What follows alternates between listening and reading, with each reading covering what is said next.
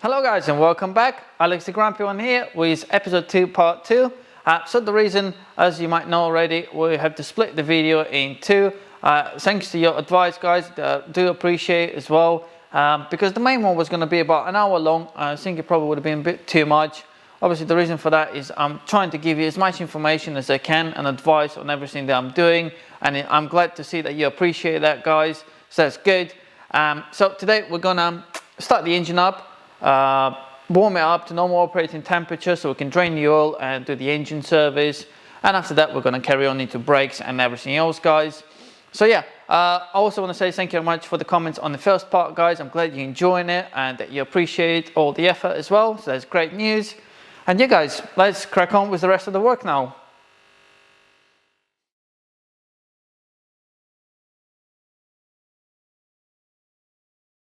Right guys, so for the engine oil change, you're going to need to have engine at the normal operating temperature. It is recommended. You can drain it obviously cold, but when it's warmer, it will get rid of more oil out of your engine easier as well. So I'm going to start the car up, let it run, because it's been sitting on the lift now for more than a week and it's bloody cold outside. So I'm going to let it run, get to normal operating temperature, open my door so the gas will escape, and obviously afterwards I'll be able to change the oil. So let's start it up now. See if it starts, because it's been standing here for a while now. There you go. So we're going to let it run now for 5-10 minutes. Right guys, so it has been running now for about 10 minutes. It's up to normal operating temperature. So I think we're ready for the oil change now. Well, I definitely am, because it's bloody cold now because I have the doors open. And it's snowing outside now as well. So yeah, I'm going to shut the doors, turn the heating on, turn the car off first. And let's carry on with the oil change now. Right, finally the heating is on guys. I'm getting a bit warmer now. So what I do on the oil change is I usually undo the top cap, leave it there, and also pull the dipstick out so I know that the car is going to have no oil in it while I'm doing the oil change. So let's get it up in the air now and obviously drain the oil. Right guys, so we need 40 mil for the sump plug. There we are, that's well overdone on there. I usually loosen up a little bit, and then especially in this case when the seal is so stuck, just use a screwdriver to get it off of there, loosen it up before you drain the oil. Now let's get that all the way up there. And the oil filter is there, by the way, that I'm going to use a universal tool for. So let's start draining the oil. Right, so on the oil filter, I'm going to use the universal adapter to get that off. There is a proper cap for it that fits perfectly on that, but I haven't got that at the moment. So like I said, I'm going to use the universal adapter there and loosen that up. There you go. And now we're ready to take that off. Just loosen it up slightly first. Let the oil drain out of it first. There you go, just leave it draining for a while. Right, so now it stopped dripping. I'm going to lift this up a little bit more. I know some people use the plastic bag or etc. to grab the oil filter, but because I got the drainer there, you can use a bit of paper and just slowly undo it, because it will drip a bit more. There we are. And drain the rest in there and just wipe off all the rubbish around it so it's all nice and clean to put the new filter on. Right guys, so it's been draining for 5 to 10 minutes now.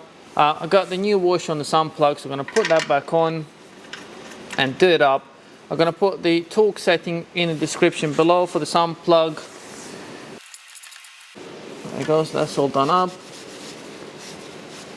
Now we can put the oil filter back on as well. Right, so on the oil filter I got the correct part number of the filter there, as you can see. So they usually, you can fill them up with oil inside until it's full with the new obviously fresh oil, and then once you clean that you can put it on there, screw it on and do it up as tight as you can with your hand.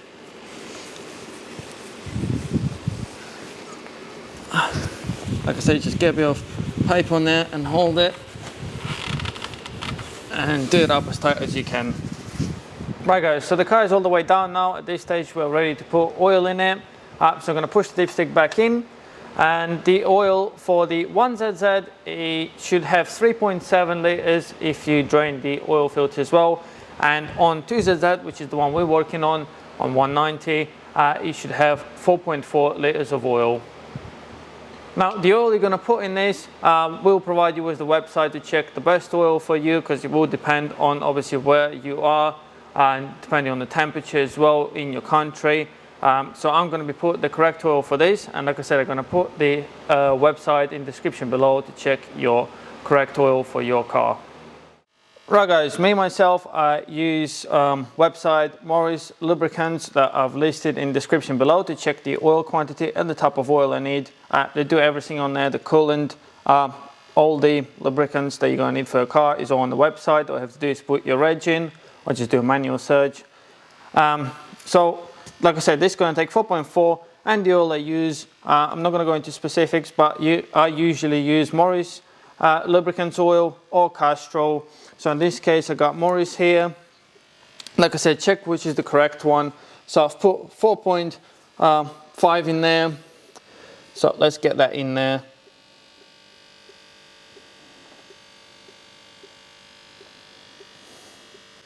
There we are. So I got 4.4, 4.5 litres in there. So now what we do is put the cap back on. Obviously just double check the oil level using your dipstick before you start the car up, just to make sure it's on level.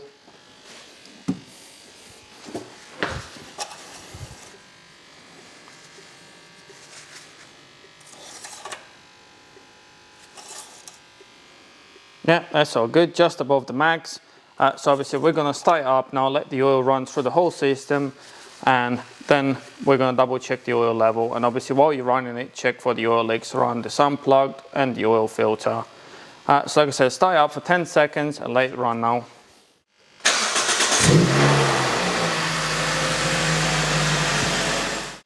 So there we are guys, 10 seconds. Now let it settle down for a while, and obviously then take the dipstick out again and check your oil level. But I'm sure if you put 4.4, it'll be perfect. There we go. That's right where it should be. So we're all good. Right, and that's the oil change part done, guys.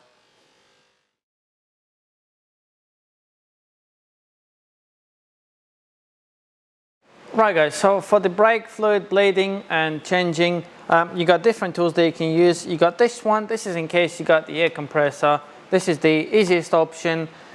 You can get the fluid out of the reservoir, get as much as you can out of it using this tool, and then you got the adapter to go on the bleeding nipples on each caliper. But like I said, you're going to need the air compressor for this tool. This is an option if you're doing it on your own and you haven't got the air compressor. So this is the handheld vacuum pump, or bleeder in this case. So this is from US Pro. All the items are gonna, like I said, list in my description below, guys, if you're interested in. I've used this before I had the air compressor, which was a bit of a pain. But yeah, this definitely does the job. So like I said, it's vacuum. You can also use it for different stuff as well, like actuating EGRs and etc. So you get a little bottle. It's not a big one. So when you're draining the reservoir, you might need to empty it once or twice. So you connect it to there. And then you got two different adapters there as well, rubber ones that you fit on the other side of the bottle when you're bleeding everything. So like I said, it's a great tool to use on your own. Obviously, the other method you got is if you got someone that can give you a hand, you can use just the rubber hose like that. You can suck the fluid out with syringe, I suppose, out of there, and then top it up, and make sure you keep the level on the max all the time while you're bleeding this. So keep on topping it up, and you'll have to undo the nipple once you got this on there with a bottle of water or something that you can catch the fluid in, and ask your friend to pump the brakes. So you just have to push it down. Once you press it completely down, you do it up, and then he goes up again. You undo it while he's pressing it down again, and obviously they'll bleed your system, but that's not the best way. But obviously if you haven't got any other tools, then that's what you have to do. Just make sure you get rid of the air in the system. So today I'm going to use both of them, because I would only use this, but I just want to show you how to use this one, guys. in case you haven't got the air compressor, and it is cheap enough tool to get anyway. So let's get started by getting the fluid out of there. Right guys, so here we are, we're ready. I'm going to show two different tools like I said. So let's get the cover off. And firstly, the hand pump, the vacuum one that I'm going to show you in case you haven't got the air compressor. So just get the pipe in there and start pumping, and you can see you're going to start filling up the bottle there. So like I said, easy to use, but obviously it doesn't take a lot of fluid in there, so you will have to stop halfway probably and drain the bottle. And obviously the same going to happen on the calipers. While you're doing this guys, I definitely would recommend, it's not going to leak the covers on properly, but I would definitely recommend having a bit of paper and also water, bottle of water I would say, in case you drip the brake fluid somewhere on the bodywork or paint, you definitely want to wipe it off as quick as possible. So here we go, that's how the manual one works. Right guys, so here we got the air compressor tool that we're going to use. So when I'm sucking the fluid out of there, I just take the adapter off. I don't need that. Also, I usually cut my hose probably halfway because you don't need it so long, and it also gives you an extra bit of hose to go on it in case something goes wrong with this one. So let's just plug in the air line. Sorry, it's a bit noisy. I got a bit of, this adapter doesn't fit on properly for some reason, so it leaks a little bit, but it's still gonna work. So it's gonna show you how quickly this will suck the brake fluid out of there.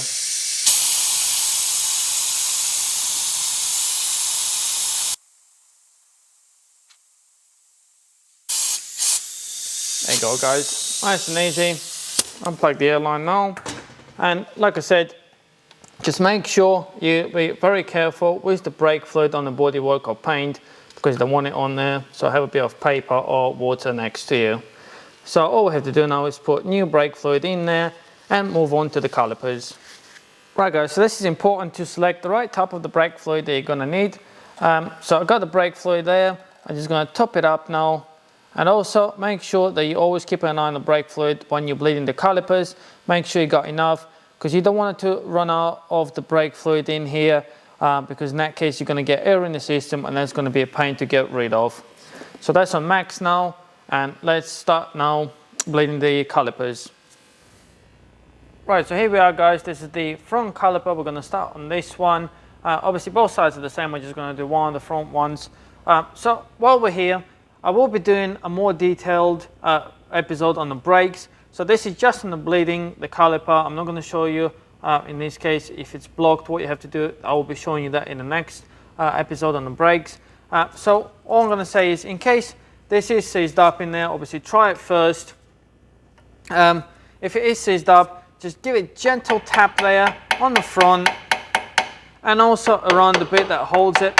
And that is with the light hammer, not massive hammer, don't smack the hell out of it. Just give it a gentle tap, and you can hold your spanner on there while you're trying to undo it. Just give it a gentle tap, or even on the end there, and it should let go. Don't overforce it guys.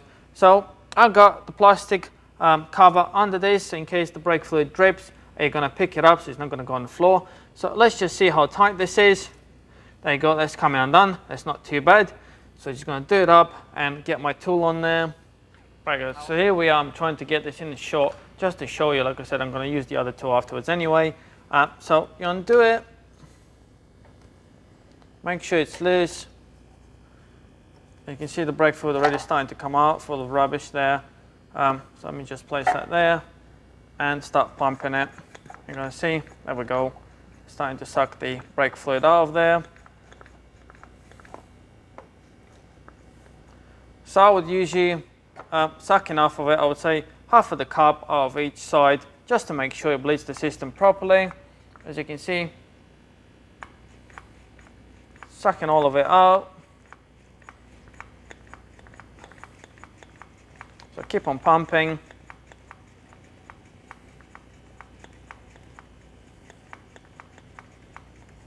There you go, there's plenty of rubbish in there. So once you're done guys, say you sucked enough of it out of there, just release the pressure first and slowly undo it off of there. You need to make sure that you're going to get rid of all the air out of there, so just hold your spanner and wait for it to bleed out and make sure there's no bubbles coming out anymore. So just going to undo it a little bit more, hold the paper there to avoid the mess, and just look at it. You need to have a look on the inside there if there's no more air coming out. When it's just the brake fluid coming out and there's no air left, just do it up slowly. What I do is I would do it up, leave it done up for a second, then undo it again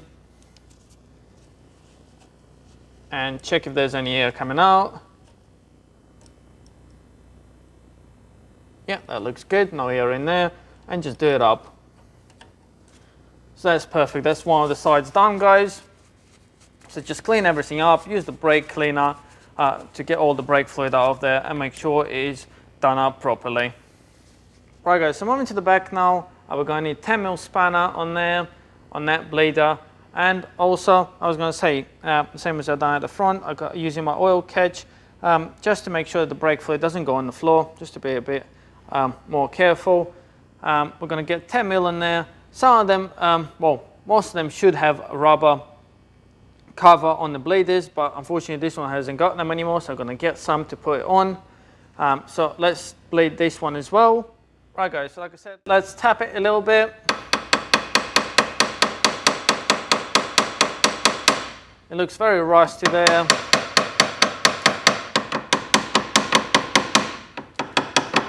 Just tap it around and let's try and get 10mm because that's what it's supposed to be on there. Yeah, let's just turn in, that's not good enough. I mean, this is not the end. We can also try a 10mm socket that will sit on there better. So let me just get 10mm socket and try it with that. Right guys, so at this stage, let's spray a bit of maintenance spray on there as well, just to help it a little bit. And I'm gonna get the 10mm socket on there. Like I said, this does help. This is pretty much your last resource on this. So get that on there and let's try and undo it with this. Yeah, it's quite, oh no, I think it's turning. Yeah, just tap it slightly, guys. Don't just force it brutally because that will snap it and then you will need a new caliper. So as you can see, it's started to move now, so I'm just going to do it up a little bit. Spray a bit more maintenance spray on it. So I'm glad this is actually happening because it will give you an example, because they're not that easy to come undone. I'm pretty sure most of the cases they're going to be seized up because it is quite an old car now. So as you can see, guys, there it is, it's coming undone. I'm pretty sure the brake fluid at this stage will start coming out. What I will do when I'm doing the video on the brakes, I will take them completely out and use the grinder to clean the thread and etc. Like I say, just refurbish them, but that will be on the episode where I'm working on brakes. So as you can see, the brake fluid is coming out, so now we can suck it through and carry on to the other side. Right, there we are. Just get that on there. Lovely. You can see it starts to come out on its own, but let's suck it through. It's going to be a bit slower because I think it's going to be a bit dirty in there. Right guys, so once you're done with it, same as in the front, just take it off, suck all of it back in so it don't drip everywhere. Let me just unplug it quick. And here we are, just let it bleed. Make sure there's no air in there coming out. That looks good.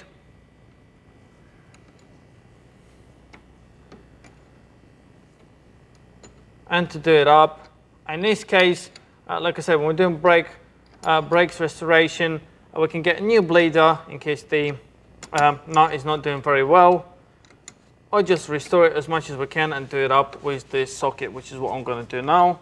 Let me just double check. Right guys, so before we're going to finish the service while the wheels are off, I just want to make sure that I'll tell you something. You know, the wheels were quite hard to get off, so let's clean the hub and the same on the wheel on the inside. Let's just clean it up with the wire brush, or if you got a sandpaper, just use sandpaper to get all the rust and crap off of there, and put some copper grease on there. So like I said, do the same on all the other sides and also inside the wheel, just to get the worst of the stuff out of there, and put the copper grease on there. There you go. They're going to make it a lot better. The wheel's going to go back on perfectly, sit on there properly, and also next time when you're working on it, you're going to make it easier for you to take the wheel off. Right guys, so here we are, got the tool back again. Obviously replaced the brake fluid. Now I've topped it up with new brake fluid, and just to see how it works, obviously power it up again, selected the right brake fluid type, and let's dip it in there to see if it's any better. And here we are guys, the results are much better, way below 1%, so that's a good result. Like I said, it definitely shows you that the tool works well, and we got rid of all the moisture that we had in the system. So I would say that's job done.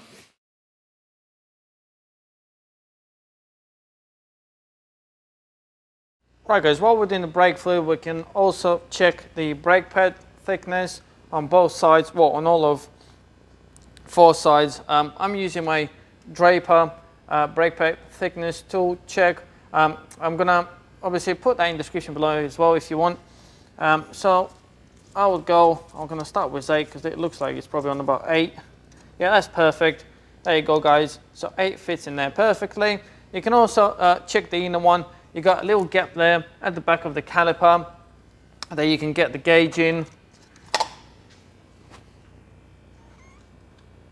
Yep, that's perfect, that's on 8 as well. So that's the good news guys. I'm also going to show you when I'm doing the brake one how to check the disc measurement as well using vernier. Obviously you can fit it in some places, you can fit it probably there and measure it and obviously see if it's still in spec, which these ones are definitely going to be because they're quite fresh. But I'm going to show you that in the brakes episode.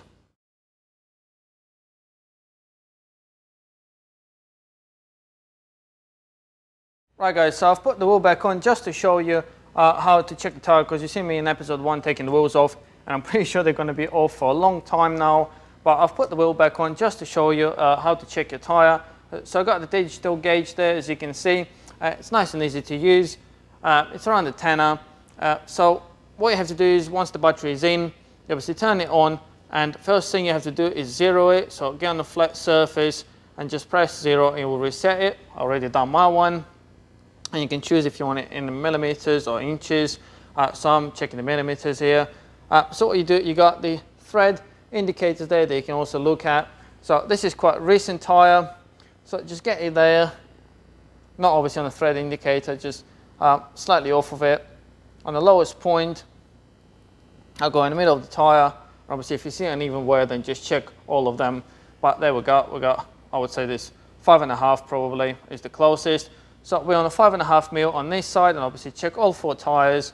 So the indicator there is for 2 mil, and the legal limit on the tires is 1.6. But I myself don't like the tires to go lower than 3 mil. When they're on 3 mil, you know you probably have to replace your tires. So right guys, this is the tire check done. Obviously, turn the tire. The other thing we got is to check the tire pressures, which I'm going to show you now as well. But yeah, just turn it around, check for any bulges, any cuts, especially if the cut is to the cords, because if it's to the cords, it's dangerous. And obviously if you've got the bulge as well, that's dangerous, so you need to replace your tire. So let's check the tire pressures now quickly. So get the cap off. I'm going to use my digital tool that I got from Draper. So the great thing about it, you got 4 different settings they can put it on, as you can see. So I'll work with bars. So all you have to do is just push it on there. Hold it, it beeps and gives you the reading, which is perfect guys. It's calibrated, so it's 2.05 bars. It's supposed to be 2.2 bars on this one, but you can find the settings for the tire pressure, for the size, and the obviously size of the tire and the wheel when you open the door on the side card there, or in the glove box, or also you can be where your fuel cap is. Last case, have a look in the owner's manual. So all you have to do now is obviously check all the other 3 wheels, and also check the wheel that you got in the book.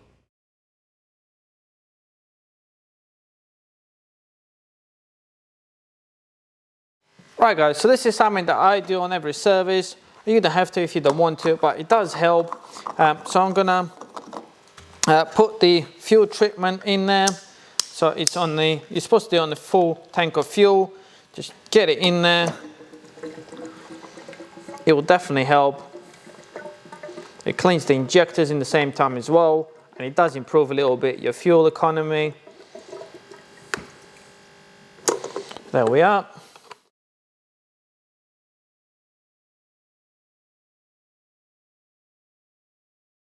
Right guys, so the last thing I'm going to do after everything is the treatment, like I said, because the pollen filter was horrible, and also it smells of cigarettes inside. So I'm non-smoker, I'm going to do this and get rid of the smell as well. It should help.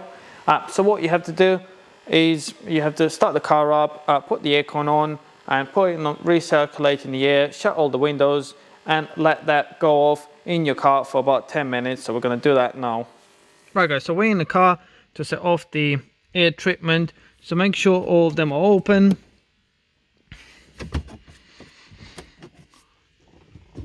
That's good. You're going to need to shut all of your windows. We're going to start up the car now. There we are. Shut all the windows. I know it's still messy there. I will clean it up in the end. So we need to turn the fan on. Put the aircon on. Doesn't matter if it's on cold or hot. I'm just going to put it on 20 there. Select recirculation. And like I say, you only do this after you replace the pollen filter. It will make it better. So now the fans are kicking off. Open it up, give it a shake. Obviously you can get a different brand one, and all you have to do now is obviously set it off, put it on the floor there, and obviously get out of the car and let it run for about 10 minutes.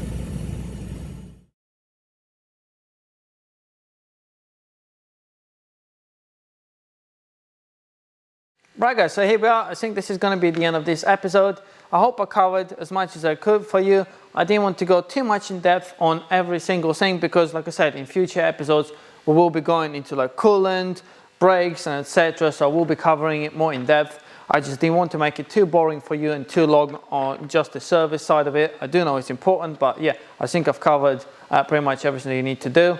What I'm going to say is please make sure guys, after bleeding the brakes, that nothing's leaking. Start the car up, pump the brakes, check them for any leakage or etc. Make sure you got rid of all the air out of the system.